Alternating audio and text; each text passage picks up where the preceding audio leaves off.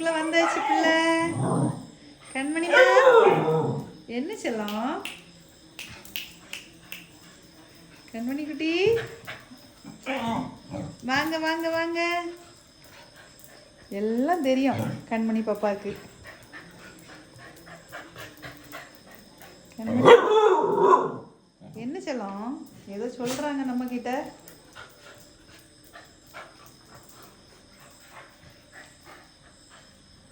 ப்ரூனை இப்போ ரொம்ப கடிக்கிறாங்க. கடிக்கிறா மீன்ஸ் ஒரே விளையாட்டு.